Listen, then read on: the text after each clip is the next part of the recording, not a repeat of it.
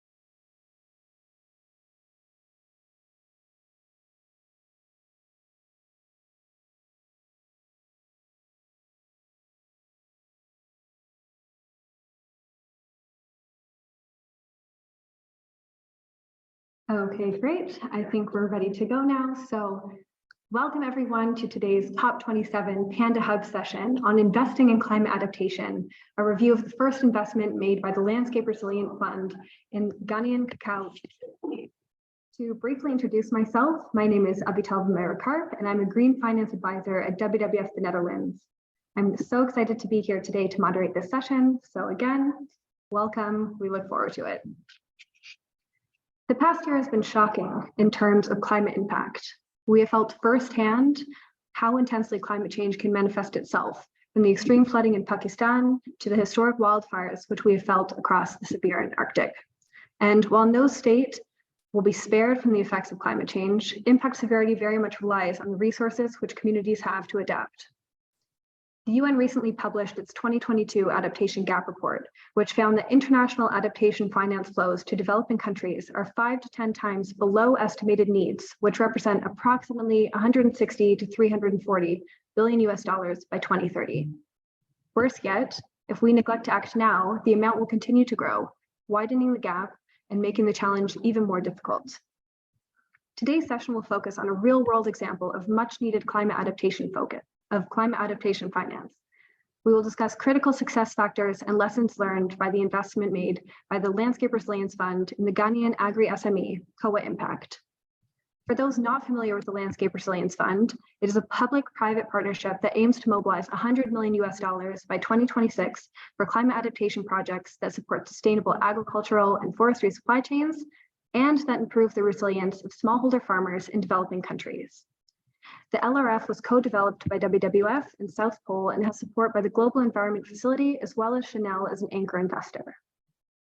To introduce you to today's speakers, today we are joined by Hugo van Leer, who is the Director of Ecosystems and Resources at WWF Germany. We're here with Aziz Ahmed, who is the LRF Ghana Landscape Coordinator from South Pole, Roel Messi, who is the CEO of IDH Investment Management, and Daniel Otu, who is Production and Operations Director at COA Impact. To briefly run through today's agenda, the session is going to start with a first round of opening statements from the speakers, focusing on the COA investment and their role in it.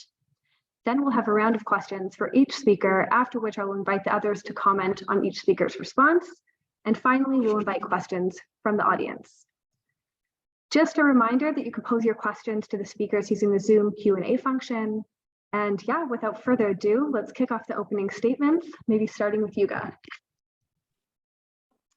Thanks a lot, Abital. So I worked for WWF for almost 10 years. My background is in forestry science. I was actually part of the WWF team co-developing the Landscape Resilience Fund over the last years, the fund that provided its first loan to COA. Why is this the case? The current pressures on lands are huge and expected to continue growing the needs of nearly 10 billion people by 2050. So biodiversity loss and climate change further jeopardize the health and productivity of lands. The maintenance of natural resources requires a transversal approach to conservation that takes local reality into account and integrates with regional management. Therefore, we need to combine commercial and non-commercial activities at landscape level in order to create most positive environmental and social impact. This is what we are doing with the Landscape Resilience Fund. Traditional grant-based funding for landscape work and technical assistance are combined with return-seeking finance by providing loans to small and medium enterprises that are embedded in the selected landscape and that have a positive impact on climate adaptation. Our landscape approach can be seen as part of a safeguarding system by not only looking at the desired impact at SME level, but taking into consideration also the local context beyond SME level. Further, the Landscape Resilience Fund model recognizes the vital role of SMEs. They are the economic backbone of rural landscapes and can serve as a cornerstone for effective climate resilience. They support smallholder farmers to enhance their farming practices and can provide a secure income. But to be clear, the Landscape Resilience Fund is a donor fund. So Avital already mentioned, for the first phase, we have secured 26 million US dollars from the corporate channel and the public sector. But for preserving and restoring ecosystems alone, the required investment is estimated at 300 to 400 billion US dollars. But only 50 billion US dollars is being invested in such projects, primarily funded via public and philanthropic sources. So with money only from governments and philanthropy, we will never be able to fill this huge funding gap. It is expected that the private sector could close more than half of this funding gap by setting up profitable enterprises with a positive impact. So within the Landscape Resilience Fund, we have created a self-sustaining, efficient financing tool for climate adaptation as first, we encourage co-investment. For example, the investment from IDH Farmfield Fund and the Landscape Resilience Fund to COA catalyzed over 5 million US dollars additional commercial investment.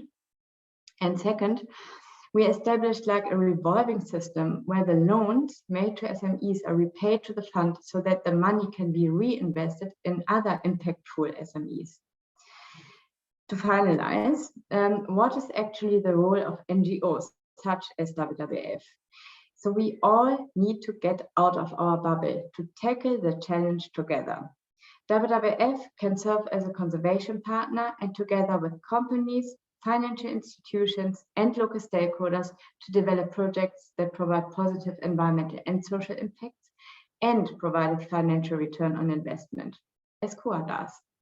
This way, we can deliver impacts that reduce pressure on ecosystem, drive resilience and sustainability for both people and nature, while generating positive financial returns for communities.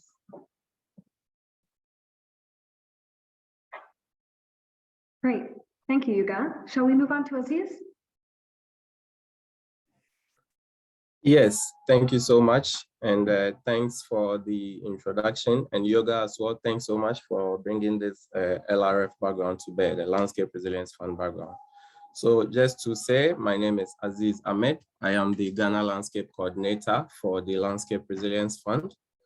And for some of us, we are able to bring the local perspectives and the local dynamics to bear. So for me, coming from Ghana and working very closely with smallholder farmers, I see on a daily basis the challenges that most of our farmers face.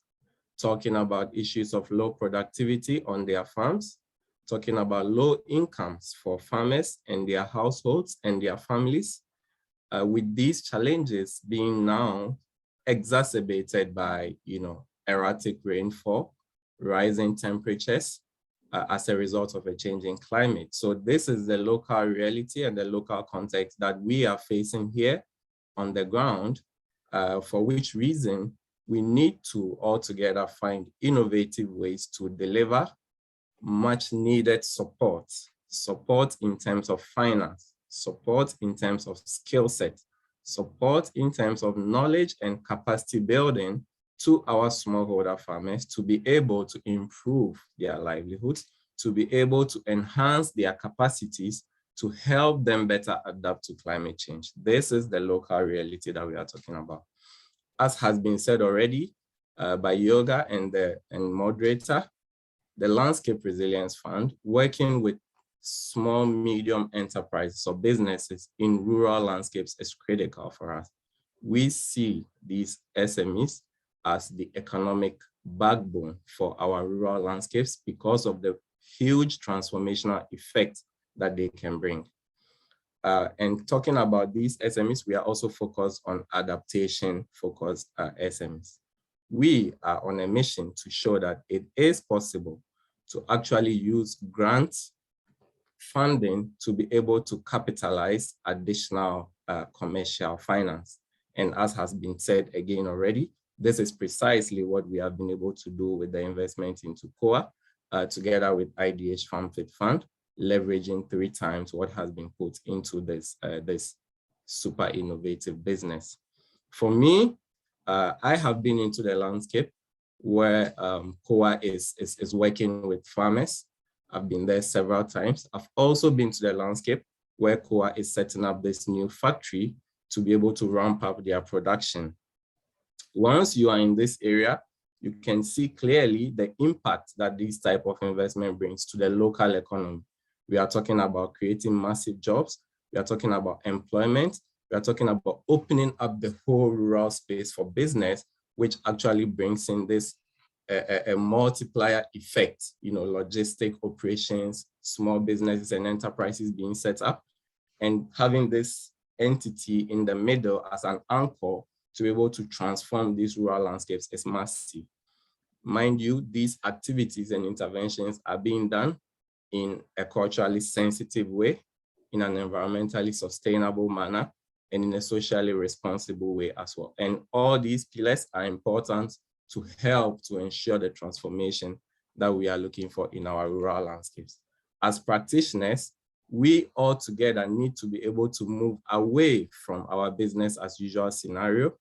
We need to be able to work collectively towards making use of such innovative finance mechanisms to be able to help rural landscapes, while recognizing that as we do this, there will be risk along the way.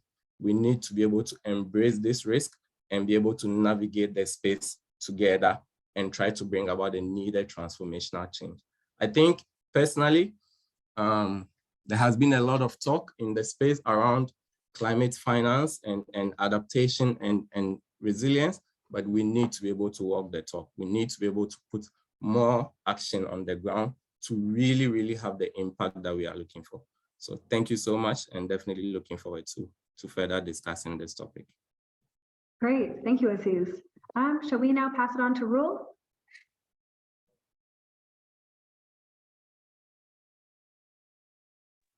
Unmuting always helps.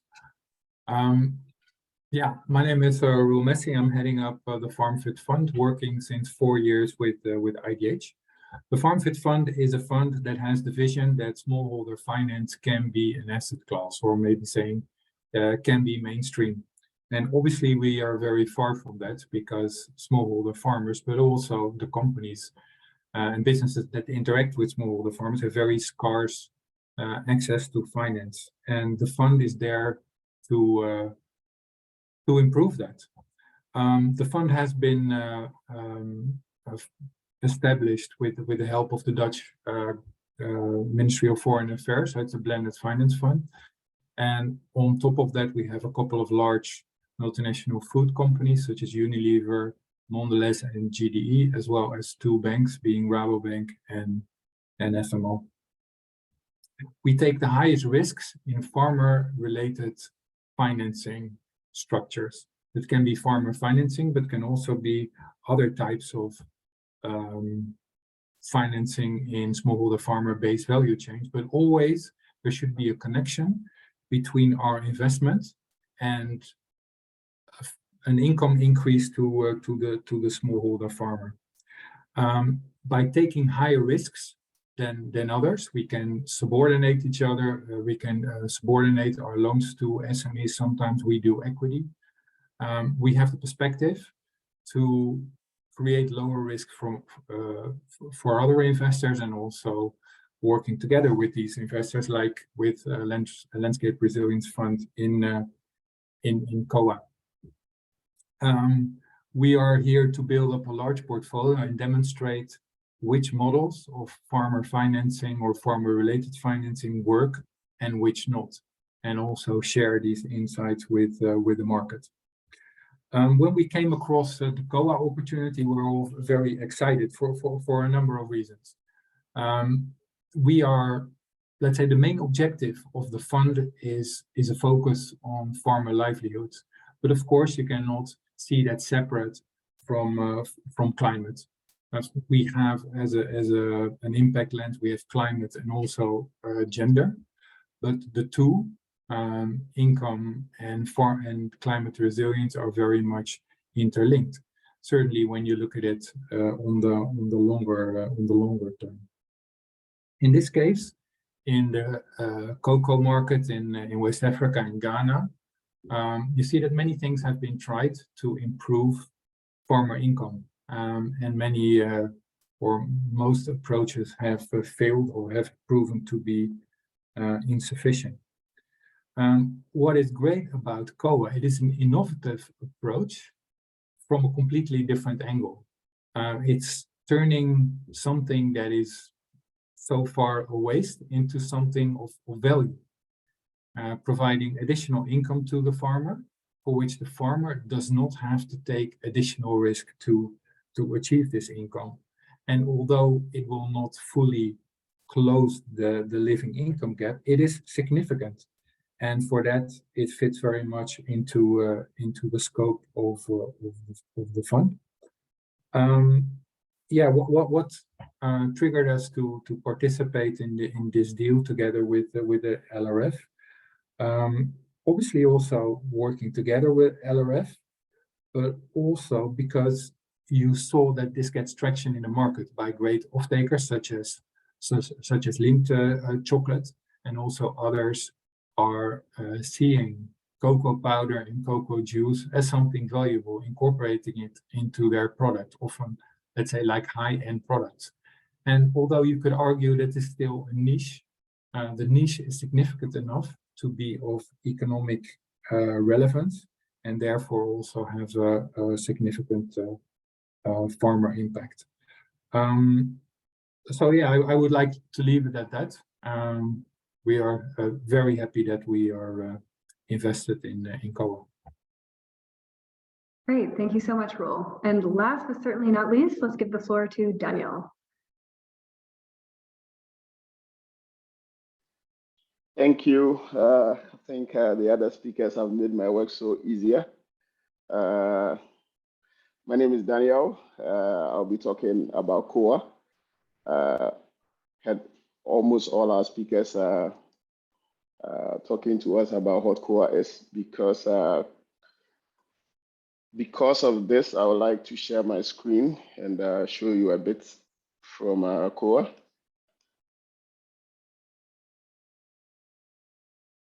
Yeah, so what is COA doing to transform the cocoa industry is what amazes everyone.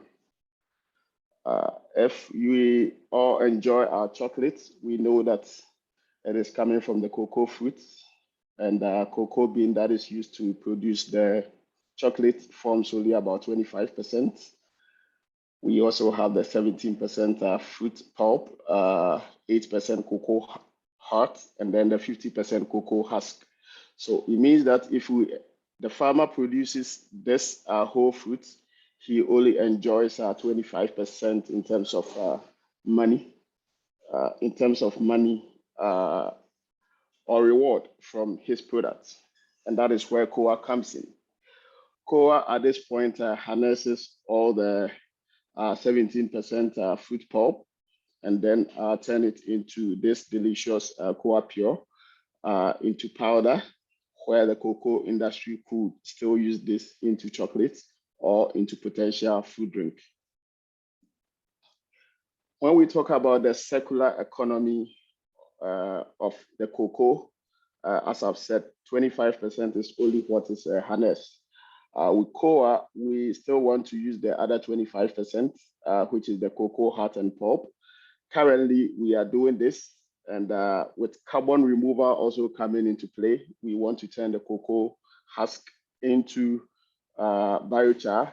And with this biochar, it means these farmers could do carbon sequestration into the land, thereby providing fertilizer to the soil, and by providing higher or good agricultural practices, these farmers could then also improve their yield again. So this is what COA means by the circular economy of cocoa valorization that we do. How do IDH LRF all comes in? Currently, COA is working with around 2,400 farmers, but in 5 years, we want to expand rapidly. That is where this impact funds all comes in. And by so doing, we want to cover up to 40,000 farmers. We've paid almost more than $500,000 Swiss francs, and we want to pay more to 29 million Swiss francs to farmers. In terms of upcycling of the fruit, we are doing, because 75% of the fruit is going waste, we are doing 17% of that, which forms 23%. We want to do all. By 2024, we want our biochar project to be on full scale. And by so doing, with the biochar, we will start removing carbon from the environment by carbon sequestration. So this is where the impact of impact funds comes in, and by so doing, we will able to do more. So basically, this is all what COA is doing. Because of time, I will leave it for the question section, and then whoever has much question, I could be able to touch on that. Thank you. Great, thank you, Daniel. And I think with that, we are ready to move into the question round.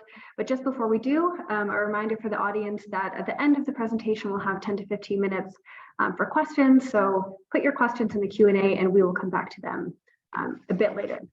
So we're actually going to go right back to you, Daniel, and start with a question for you. So you've already talked a little bit about this, but can you elaborate a bit further on the COA business model?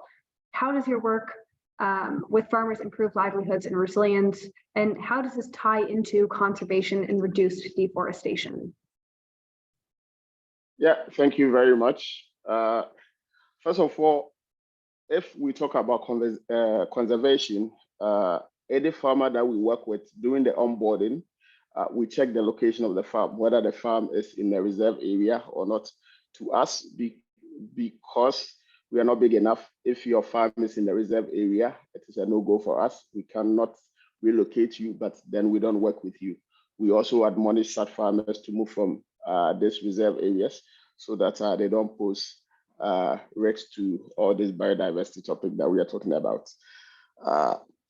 We also help the farmers increase their income by their already existing plantations or farms. This is by going through a lot of agricultural practices that we do.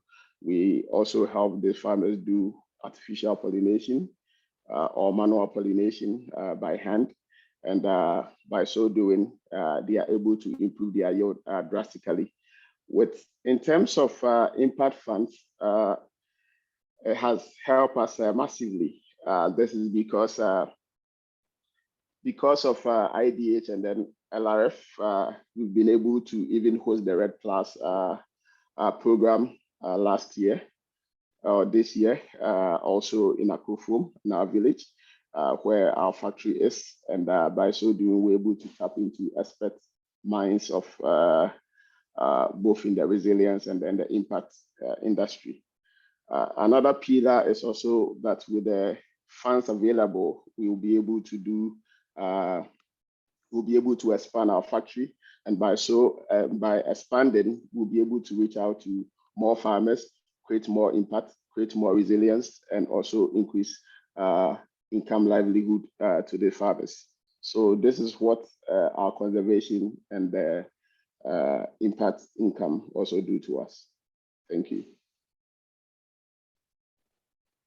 Great, thank you so much. Do any of the other speakers want to kind of hop in and weigh their thoughts on Daniel's answer?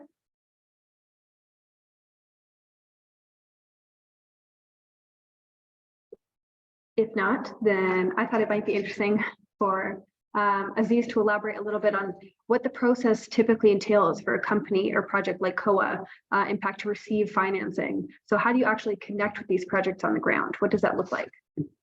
Okay, our business model is about a holistic model that encompasses profitability and impact. We work with what we call the triple bottom line: people, the planet, and profits. To do so, we need to transform the cocoa value chain. We need to make it our own by cooperating with smaller holder farmers to create the chain.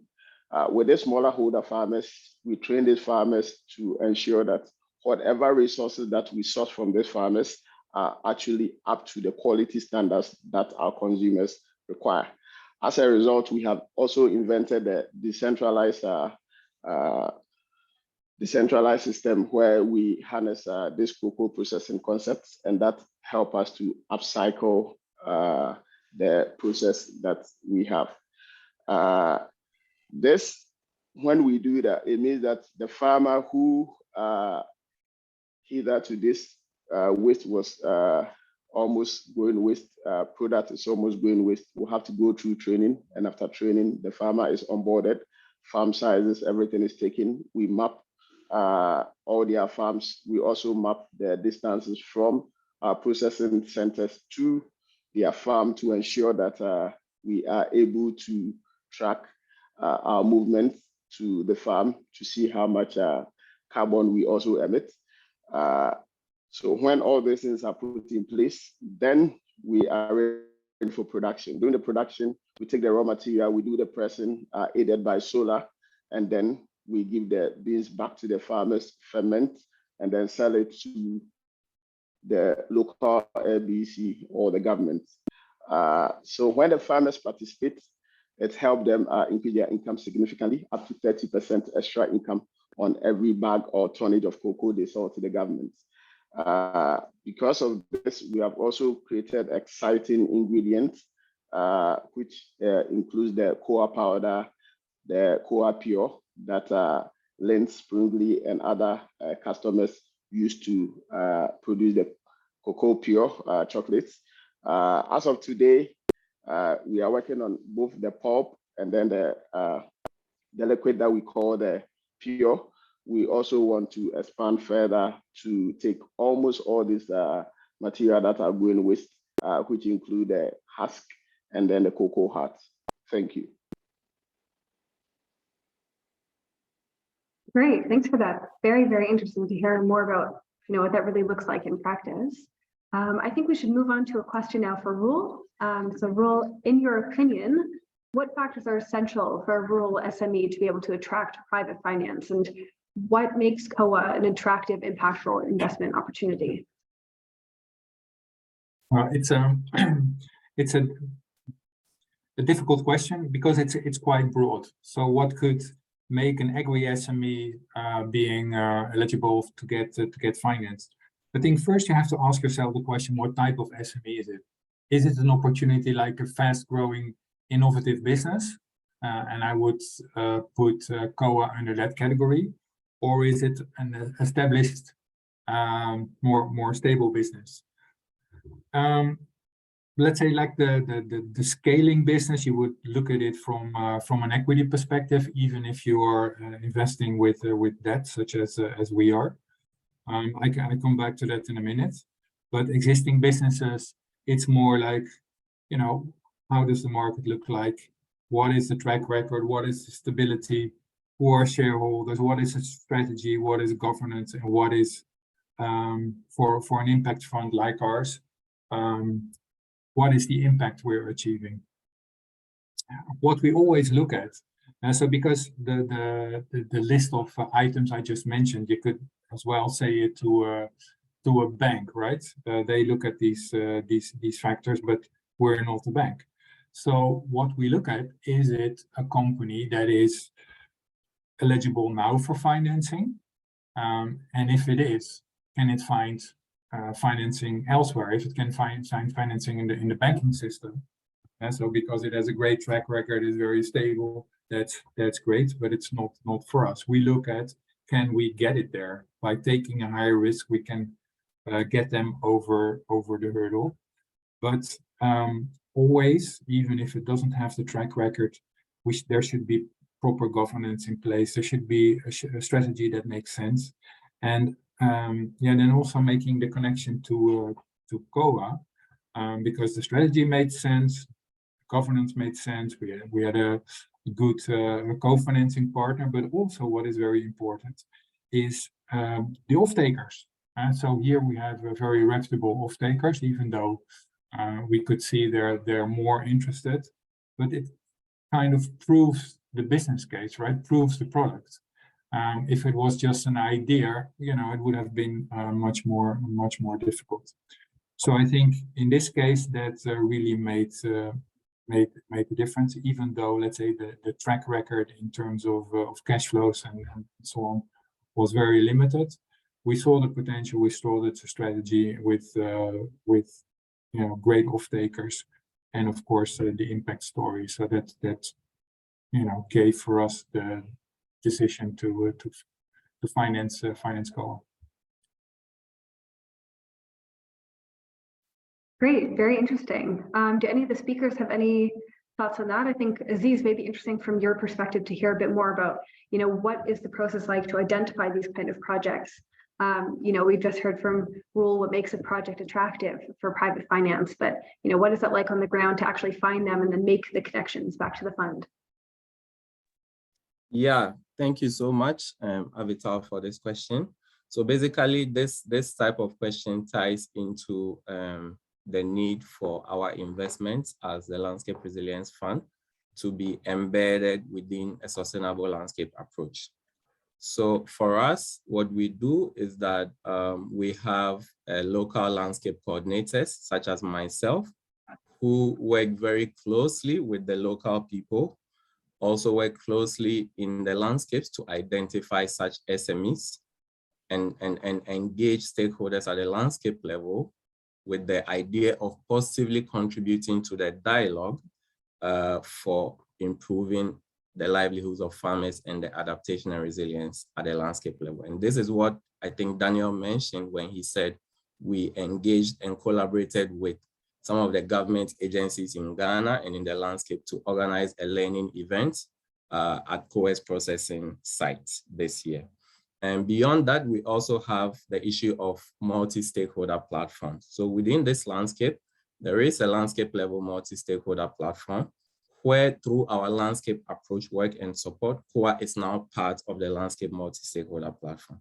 This multi-stakeholder platform basically brings different actors together at the local landscape level to, one, promote dialogue, two, bring about key deliberation and collective action at the landscape level so that all actors work towards a common landscape vision and goal. And through this dialogue, you have a number of private companies in there. You also have NGOs, civil society, government agencies in the landscape participating in this dialogue. So this provides an opportunity to feed off some of the businesses that are in the landscape to be able to explore and see which ones could be good potentials for the LRF. But as we know, in these rural landscapes, most of the businesses may not have the proper governance structures and systems that Roel talks about. So here we look at, okay, is it possible to do certain types of accelerator or incubator program such that we can prepare some of these businesses to be ready to receive loans or investment, impact investment in the near future. So this is how we foresee and interact with different stakeholders at the landscape level to be able to make sure that the situation at the landscape level breeds certain bankable projects for impact investment. If it does not, we engage with other accelerator programs to be able to see what kind of pipeline SMEs they are developing. And based on that, we build the connection from there. We build on top of what is being done to be able to provide some certain type of targeted support to SMEs that are within different accelerator or incubator programs that are promising that could potentially receive funding from the LRF in the future. Just to say that for us, embedding our SME investment in sustainable landscapes is critical. We feel that this helps us to safeguard our investments into some of these businesses because it creates a positive network effect within the landscape that also brings added value on existing initiatives or existing work that is going on. We are very clear in our minds that no single one actor can do it alone.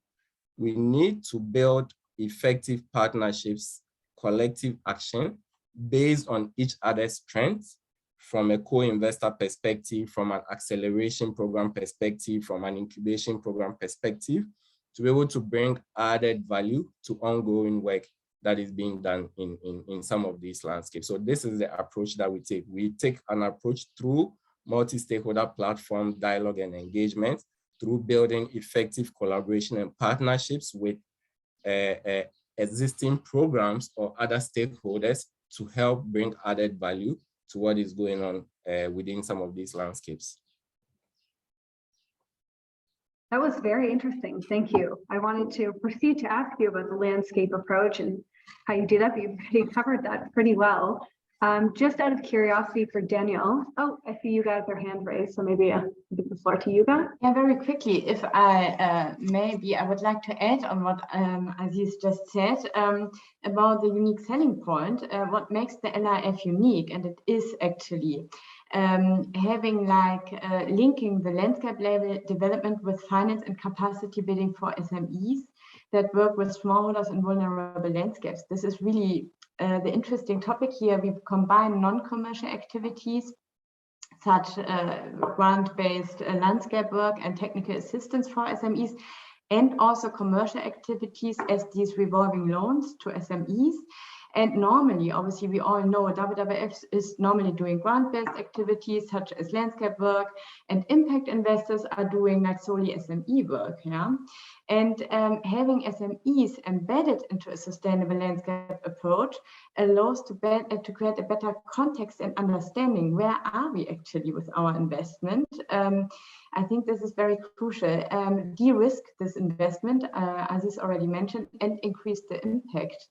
And we all know that sustainable ecosystems calls for more than action at the plot and farm level or at the SME level, let's say.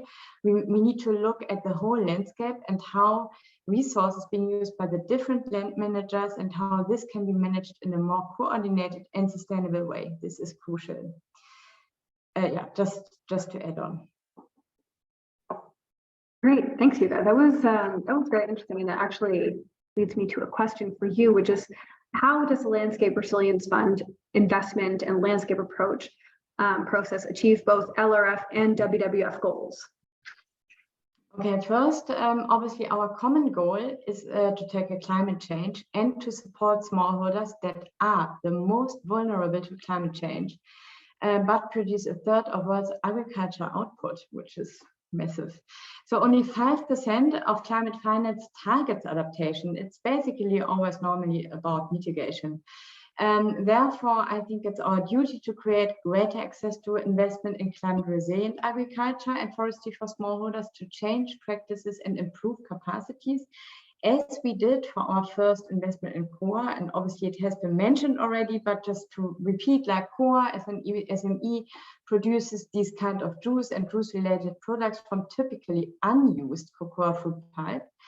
And it is expected, due to the investment that we supported, that income of smallholders will increase, that enhanced knowledge and skills for farmers to improve their business, farming practices, and resilience to climate change will be delivered.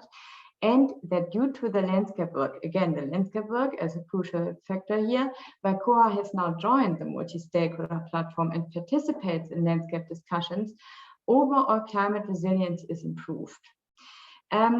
Further, which something I would like to highlight here is that the Landscape Resilience Fund is a great example how a corporate, in this case, the fashion company Chanel as the anchor investor, is doing beyond value chain mitigation. This is additional climate finance that does not substitute fast, profound, and sustainable emission reduction within companies' own value chain. So the science is clear. If we want to limit global warming to a maximum of 1.5 degrees, we must act decisively. But we face an investment gap of $270 trillion to achieve net zero greenhouse gas emissions by 2050, which cannot be closed without additional private funding. So it is WWF's goal, obviously, to provide innovative solutions, such as the LRF is one of these innovative solutions, so that companies can take over responsibility beyond value chain mitigation. Thanks. Great, thank you, Yuga. Very inspiring and very interesting. Aziz, you have your hand raised. Feel free to hop in. Yes, just to make one additional comment to say that, so as a practical example, for example, as a result of our landscape approach work in the central region of Ghana, in the landscape where COA is active, and also through COA's own efforts, COA has been able to just within this year, ramp up their farmer base from about 1,000 to nearly 3,000 farmers within the landscape, and looking to replicate this in the other landscape where they are setting up their factory. So it's not just the business perspective, but also taking a holistic, broader approach helps to accelerate the rate at which we're able to deliver certain types of impact over time.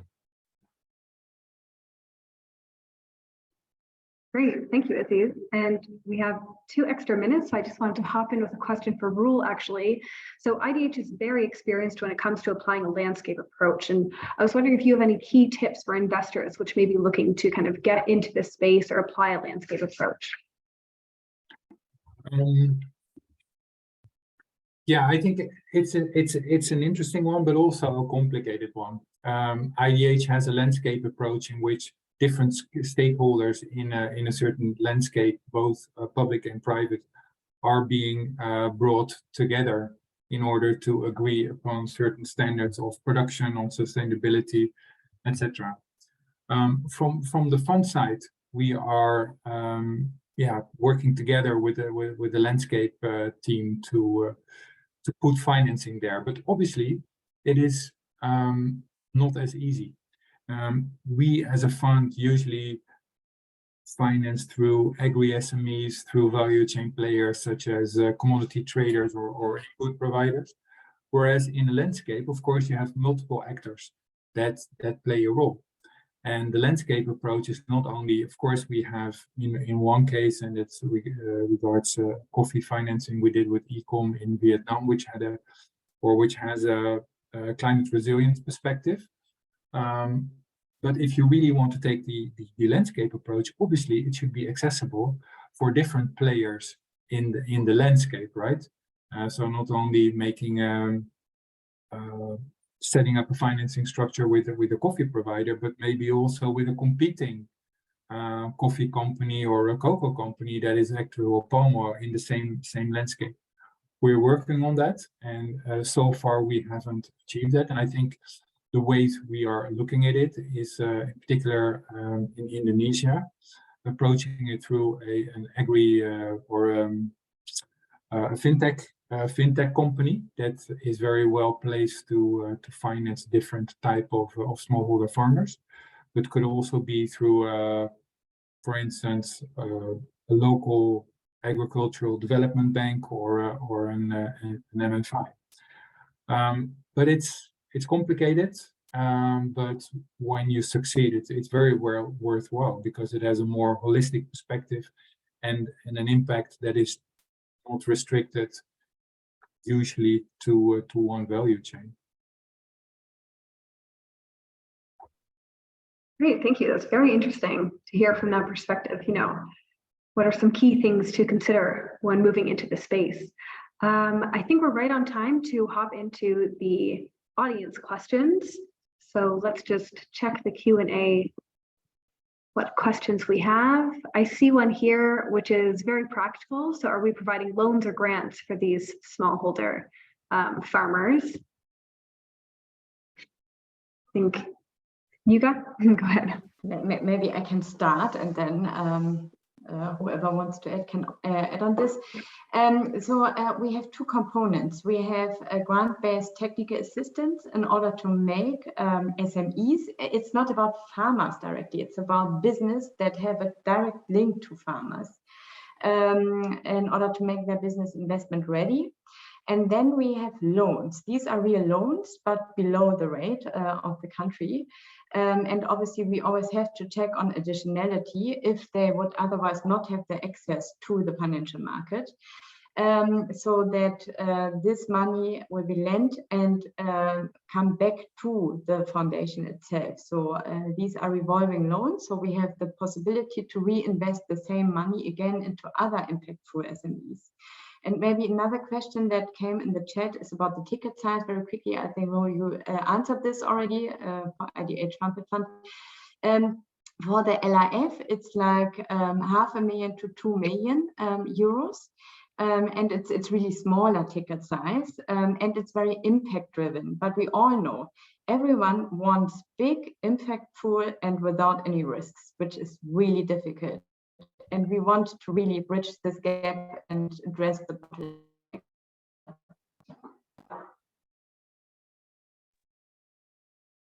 Thank you, Yuga.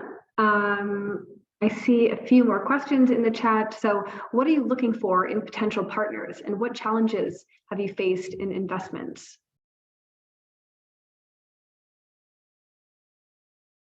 Maybe interesting for Aziz to hop in, or Rule with some insights. Yes, so just to say that in terms of what we are looking for in potential partners, we are basically looking at partners that align with us on this mission to be able to bring the much needed finance to SMEs that have strong potential but do not have this finance. So we are looking for partners that are able to come on board, have this vision the same way as we do, to be able to bridge this gap from a finance perspective, from a capacity building perspective, and from a knowledge and skill set perspective for these SMEs who have strong linkages with smallholder farmers, because we believe that this can be transformative. In terms of the types of SMEs that we are looking for, I think Roel and Yoga already touched on it. We can look at SMEs that have strong ambitions to grow, but the potential is there, the strategy is there, the governance is there, and they just need a leap of faith in them to be able to grow. We also have SMEs that may have gone through some type of accelerator or incubator programs, that we are also building partnerships with these accelerator incubator programs from there, such that we can also support these SMEs. Talking about the missing middle SMEs who probably need about this 500K to 2 million to demonstrate their proof of concept, to show that they are bankable for commercial finance to come in. So these are the kinds of innovations and the kind of pointers that we are looking for which reason we come in to provide the needed support. Great, thank you. Rule, do you want to hop on? Yeah, thank you. I think in addition to what Aziz mentioned, and all agreeing with that, I think there are a couple of more type of partners, let's say the co-investment type of partners.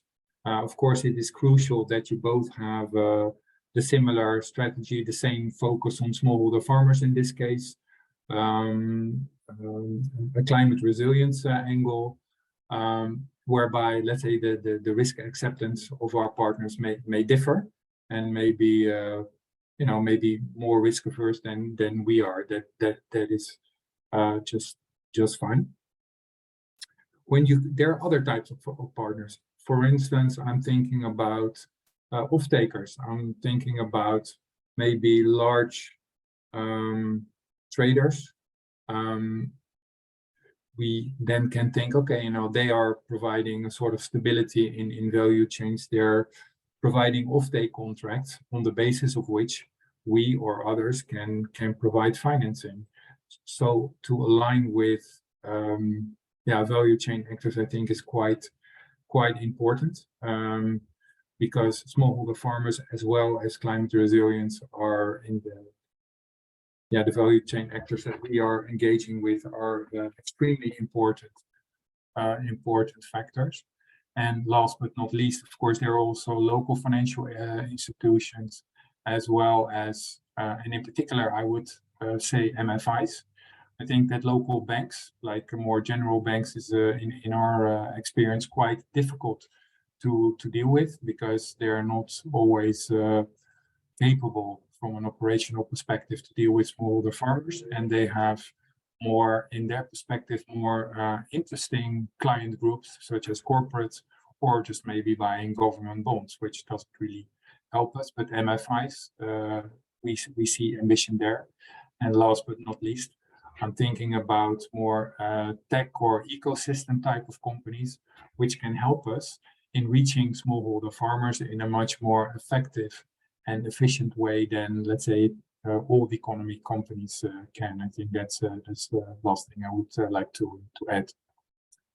Great, thanks. You guys see your hand up, and then I think we'll go to the last question from the audience. Yeah, very quickly to add on the challenge. I think the main challenge is, of course, a good or is a pipeline of really good investable, impactful SMEs. This is really, really hard. Like that also provide a return on investment. And if you allow me, I would like to start to answer the final question of Sarah about what other organizations could do. About my hope that COP27 will increase more focus on adaptation. I'm not sure. I'm not such a political person, so I think it's better really to get started and to do things. I think it's important that they meet and create agreements, but the agreements are only so good as they really hit the ground at the end, because we can have wonderful agreements, but if we are not coming to action, then well, it's maybe not that worth it. So I would like to say, what can other organizations do beyond, in terms of action beyond value chain mitigation? As mentioned, like the Landscape Fund is already like a structure that is in place. So it is possible, for instance, to create new funding windows under the Landscape Resilience Fund for certain geographies, for certain sectors or impact themes tailored to donor interests. So this is, for instance, one possibility if other corporates would like to hop on this train. So there is this possibility to go for this. Thanks. Great, thank you, very interesting. Aziz, I see your hand is raised. Yes, just briefly, I wanted to actually add on something, but that is where Yoga stopped. So basically, in terms of partnerships, we are also definitely calling on corporates to come on board. We are calling on other philanthropies to come on board. We are calling on development finance institutions to come on board. To come and talk to us, to hear more about what we are doing, understand the model that we are trying to put in place in the system, so that we can partner together on this journey. This is very, very important for us. And this is also the kind of partnership that we are trying to build, because we have big ambitions to be able to scale our impact on the ground. Great, thank you. I think that's an excellent note to start rounding off. And I would like to actually hand the floor back to the speakers to give a 1-minute kind of final thought, quick wrap up on today's session. Let's start with Daniel. Thank you. COA is also open to business, both with smaller holder farmers, with potential investors, and to climate resilient institutions. We have already shown proof of concept, and at this point, we are ready for takeoff. With our new capacity coming on board, which is around working with 15,000 more farmers, it means that our goal of reaching 40,000 farmers is within reach. And we are thankful to LRF, IDH South Pole for their investment, and we hope more companies could do more so that we could get more farmers, we could get more products, we could save the environment, and walk the talk of everything that we are doing now. Thank you. Great, thank you. Roel, would you like to take the floor? Yeah, thanks, Abigail. I think we are all quite aligned to what I heard in this hour.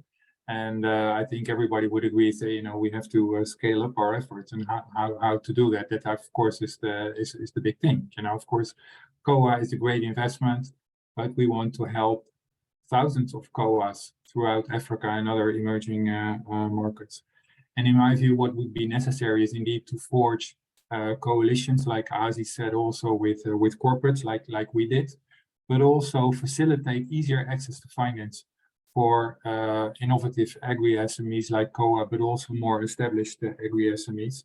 So, and for that you would, you know, need, let's say, a more aligned financing system, starting with incubation, investment development, impact investing, the space where we are, and then scaling up to, let's say, more commercial type of financing, and maybe DFIs or multilateral development banks in between.